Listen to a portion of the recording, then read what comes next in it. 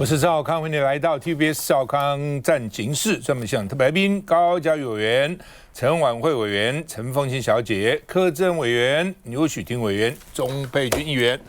南韩大选呢，这个今天上午5点多揭晓啊，漏夜开票了啊。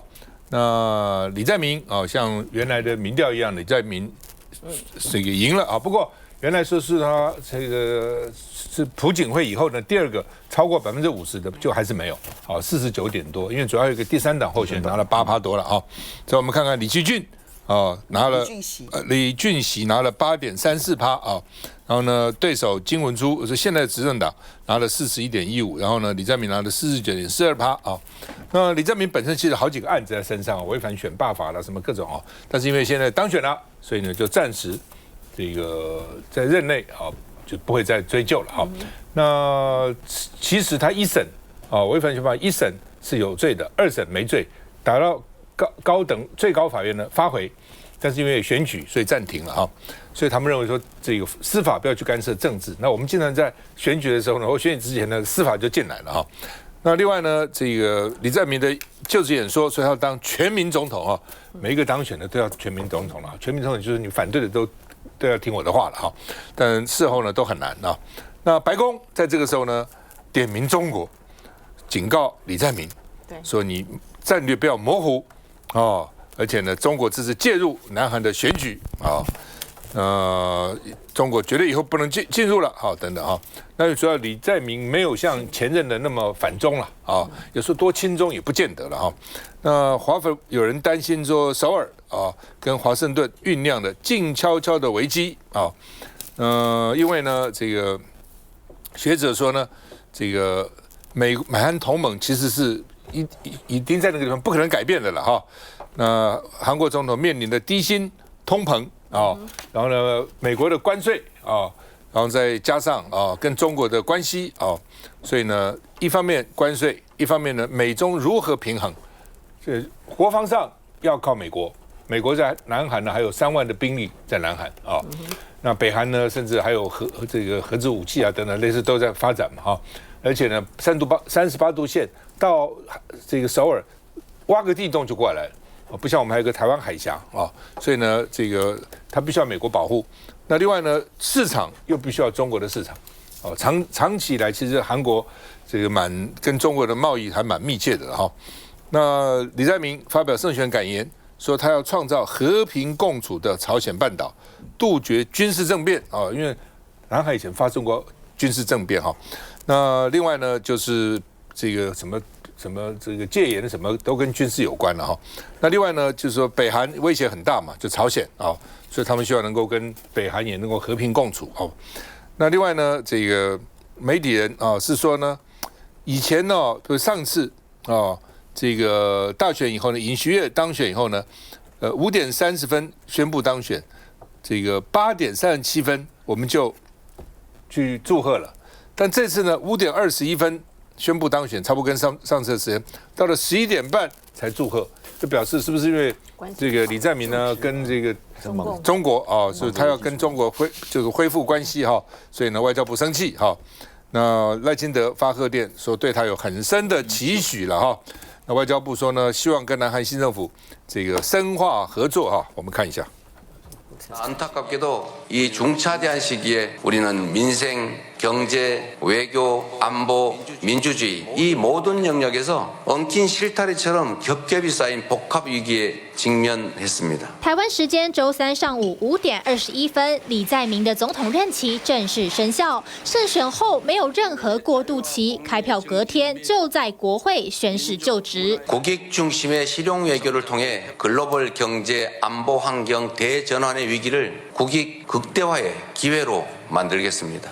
李在明强调，南韩各方面都在面临大转型，新政府将从民生与经济出发，甚至马上成立了紧急经济应对小组，对抗景气寒冬，主张放宽限制，保障企业发展，要建立一个安全和平的国家。至于总统就职仪式走精简路线，就是希望一切尽快回归正轨。 윤석열 전 대통령 4월 4일 헌재의 판결로 파면이 된 이후에 내려갔던 보안기가 다시 개항이 되는 모습 보고 계십니다.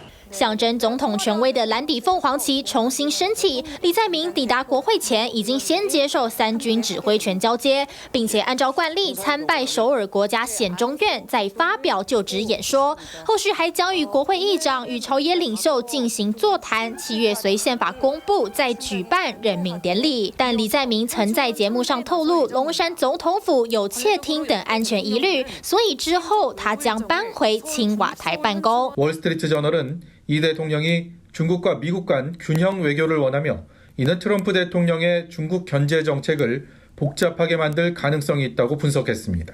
李在明的务实外交强调，中国是南韩的重要贸易伙伴，希望稳定尹锡悦政府以来陷入低潮的韩中关系。但在台海问题上，却曾说要等外星人入侵再来想办法。对于援助台湾，态度依旧消极。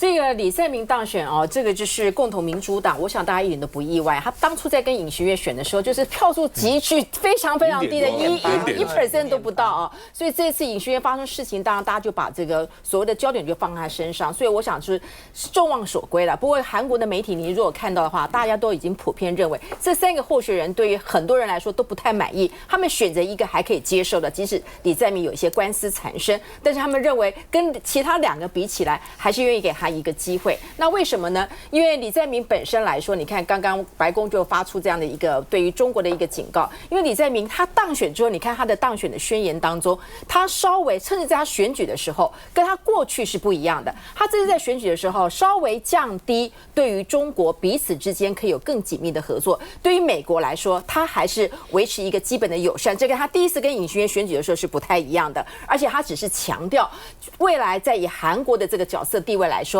我们必须要在跟中国、俄罗斯甚至北韩当中取得一个平衡点，所以他只是非常的强调，不希望自己变成是一个大国彼此之间的一个筹码，甚至在台海发生危机的时候，他不希望驻韩国的美军会涉入这个台海的这个战役，以至于倒过来影响这个韩国，因为他很清楚，目前来说，他最需要解决的就是有关韩国彼此仇恨对立的问题，非常非常的对立。你看他这次选战当中哦，李在明应该要非常感谢所有的女性啊，她应该不止在40到60，甚至到20到40岁当中，她的女性的一个选票是非常高的，特别是在40到60，她的选票比第2名的几乎多出1倍以上。我们很难得看到同样一个年龄层次当中，2个因为男女性别的不同，就会造成这么大的差异。那你说20到40岁，大家比较 favor 那个所谓的第3党的这一位帅哥，好不好？李俊熙，这是毋庸置疑的。但是因为李俊熙他过去在言论上面非常冲，也非常受到年轻人喜欢，可是他还是有对于一些女性的一些言语当中，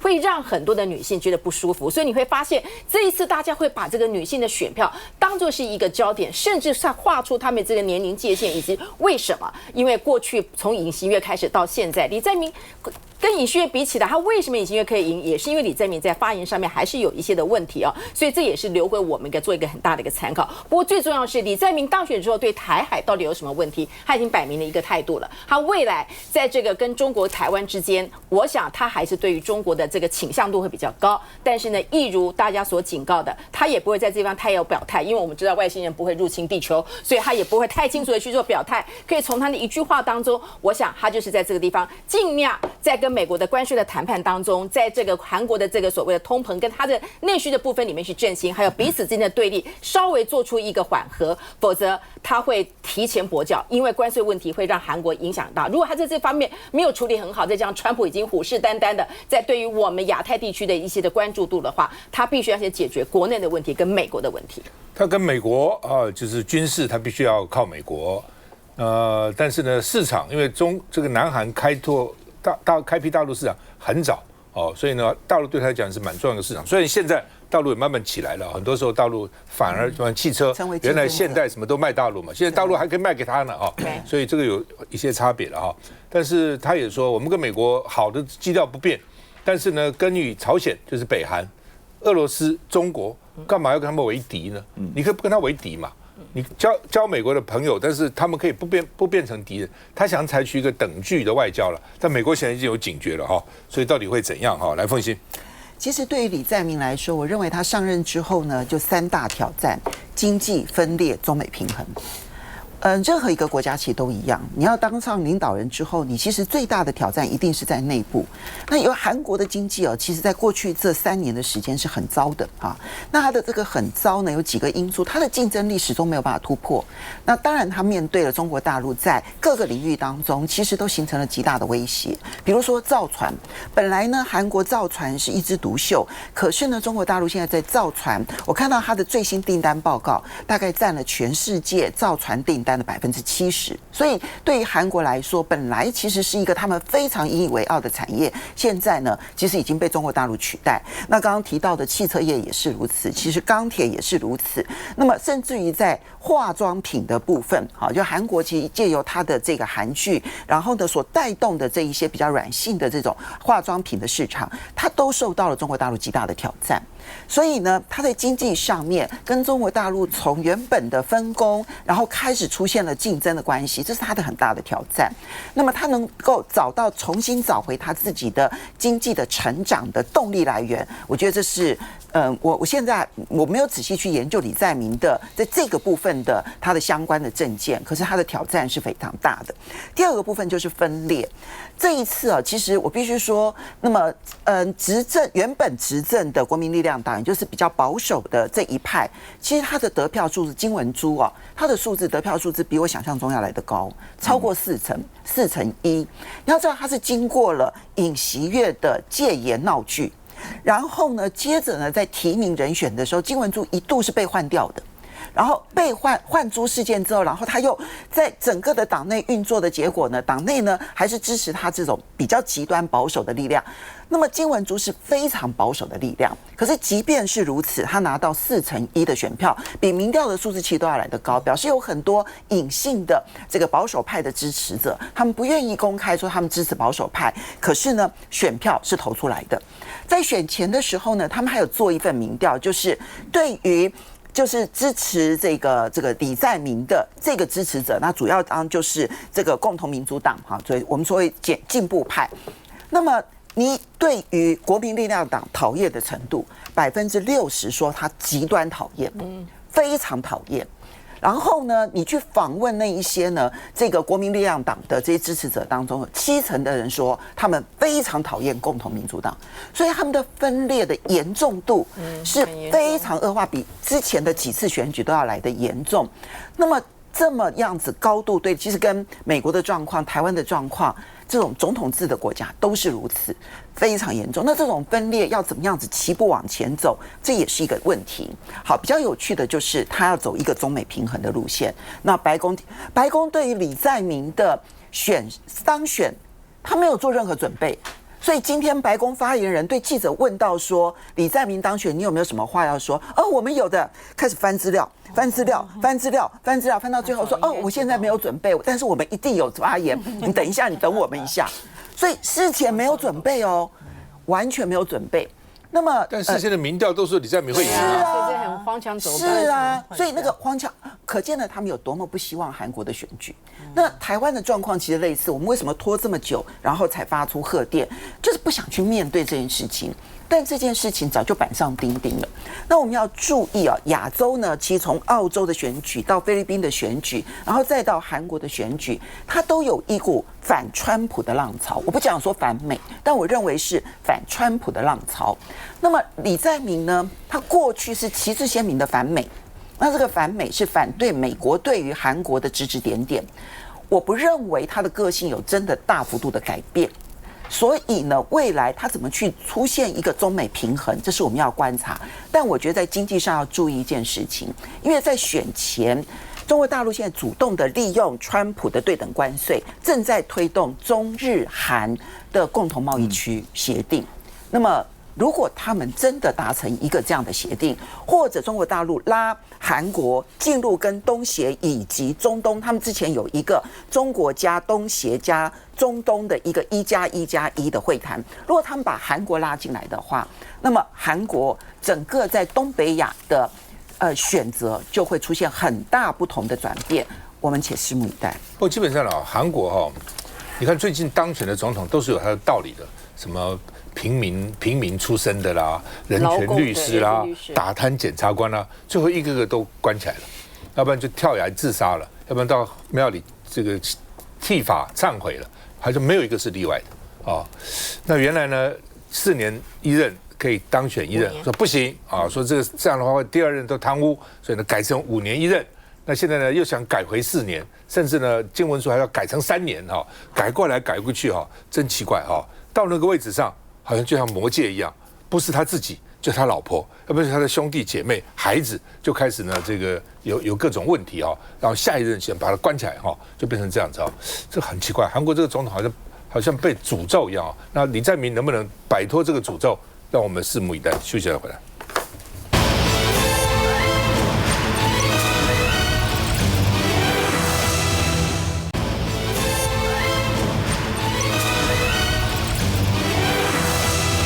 好，昨天呢，这个马绍尔群岛的总统这女总统到台湾来，还戴个眼镜戴眼镜是怎样的？因为下雨，戴眼镜的人都知道，戴眼镜的时候下雨是很不方便的。那个，尤其我以前骑摩托车的时候，那下雨下到怎么办那怎么会总统欢迎他？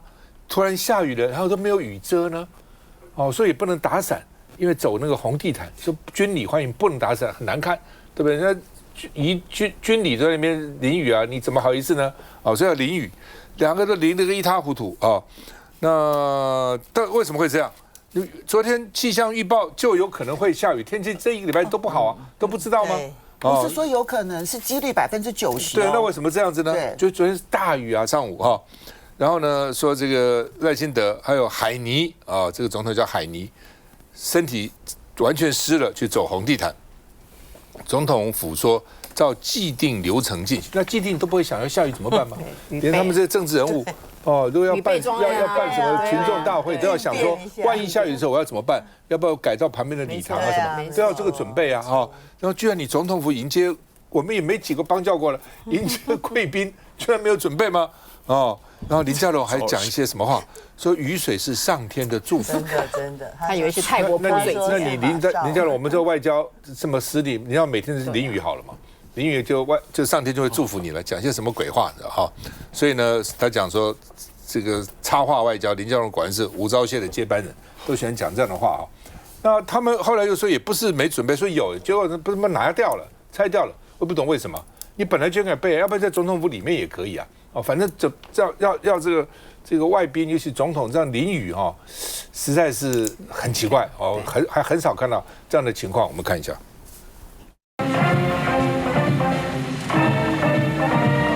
明明是欢迎友邦元首的军礼，老天爷却不赏脸，大雨哗啦啦的下，全都打在正走红毯的2位元首身上。只见总统一度还跟马绍尔总统海尼说了几句话，不知是否在跟他说真的很拍谢，让你一起淋雨。好不容易走回棚子，脸上尽是雨水的总统，先是用手抹了抹脸，至于旁边的海尼总统则拿出手帕，还有已经湿哒哒的眼睛。今天非常高兴，代表中华民国政府以及全体人民，以隆重的军礼诚挚欢迎海尼总统阁下抗力。大雨搅局，总统致辞并未多所琢磨，只是突如其来的大雨，总统防不了。我们已经没几个友邦了，还这样对人家，来小牛，我都不知道该说什么了。所以我们这一段时间，民进党执政开始，基本上我是认为外交整个系统的人事任用也好，专业程度也好，以前的厚重度通通都不见了。这到底原因为何？我想大家非常清楚嘛，就是慢慢变成一个外行领导内行的一个状况。以这次的事件来讲，大概就2个重要错误嘛，一个叫失准于前嘛，一个叫失礼于后。失准于前的意思是判断一个天气，这一段时间本来就是自由风压境，随时有可能下大雨的嘛。这我们现在在办反罢演讲会，以前我们选举的时候办室外，现在通通办室内，为什么？因为你下雨要重新宣传，很麻烦吗？你也不能碰了下雨就取消活动嘛，都会这样，就大家办过活动的都知道，这是基本的 ABC 嘛，你要备好雨备。那总统府这次有没有雨备？它其实有的外交部有没有雨备？有啊。雨备在哪里？就在总统府的场厅嘛。因为不管是美国或英国也有，遇到下雨，它其实就是移到室内，我简化流程，缩小规模，照样简单隆重。如果降雨几率很高，它当然就是要移到雨备的场所来进行嘛。那他就要跟老天对赌，那判断失准嘛，所以就叫失准于前。失准于前就算了，这过程已经很狼狈不堪了，你还林佳龙部长还失言，还失礼于后，你讲说什么大雨是什么上天的祝福，你在讲什么？在讲什么鬼话？哪里可以这样子的呢？你失礼就是失礼了嘛，你第一时间不管是道歉、调整、检讨措施等等，你好歹要看到一个官署的行政首长该有的样子嘛。结果他没有，他显然就是，反正现在搞外交的也不用经历外交的基本训练，也不用经历专业的训练，反正只要会讲政治语言，好带离这个转移焦点。好，胡说八道就好了。那如果是这样，台湾的外交，中华民国的外交会有未来吗？就像主持人讲，邦交国剩没几个了，不要因为这样子的事情螺丝掉满地啊。那个林佳龙他讲，他不是这样讲，他说去年他去马绍尔的时候呢，飞机要到之前也下一阵大雨，那是怎样？是一报还一报啊！我去那边下雨，所以你在这边我也要下雨，把你淋湿啊！这是讲些什么哦？我觉得实在是太荒唐了哦！在教育。当然啊，府方他们外交部都是有准备雨天的备案，只是在活动开始前，他们看天气是不错，然后这前20分钟说，也都没有下雨，是晴天，所以改采晴天备案，那就把这些预备的活动舞台全部都拆掉了。那大家看刚刚的画面，其实那个路程非常的短，大概几分钟，所以我猜当下是有一种。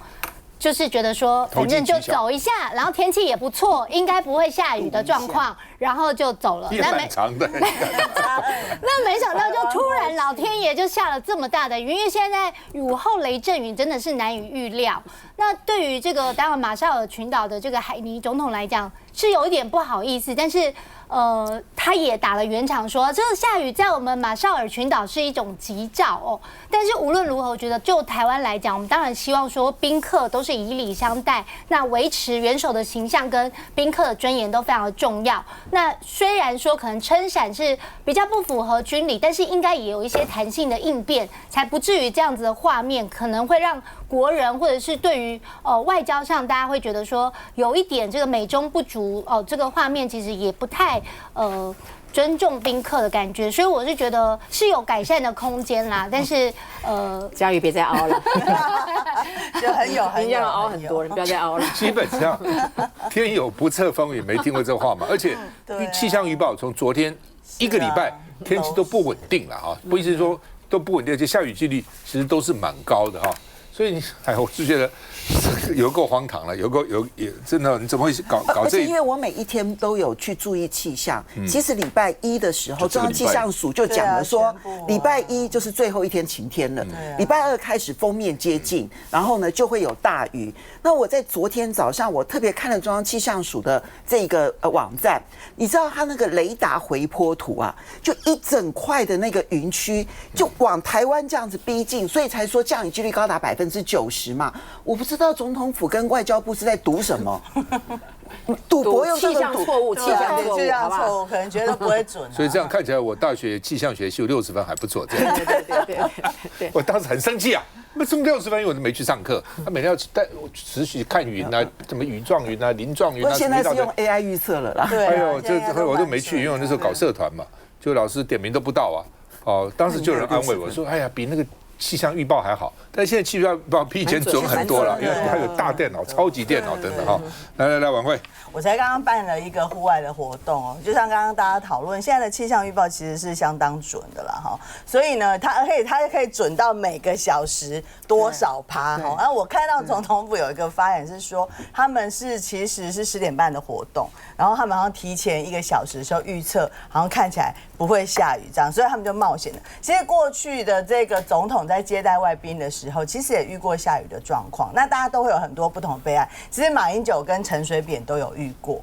那这个大家讲说撑透明伞啊，或者是移到，如果觉得下雨几率很高，移到总统府里面，其实都是常常有会准备的一个内容。不知道昨天为什么会让这样的状况，从容的，我们只能说2位总统很从容的走完全程。然后不知道那些旁边的这个宾客跟这个我们的这个像这个副总统，他们心里作何感想？倒是我听到蛮多民众在讲说，昨天讨论最多都是，你知道我们总统今天淋雨吗？这样子哈，就是大家觉得怎么会发生这么荒唐的一个事情啊？但是就像刚刚小牛讲的，就是说以我们外交现在的一个整个体系来说啦，哈，到底是是不是专业在领导，还是大家觉得是外行在做相关的一个？我觉得那个民众应该稍微改一下。你知道我们都让外国总统淋雨吗？对呀，所以现在回来。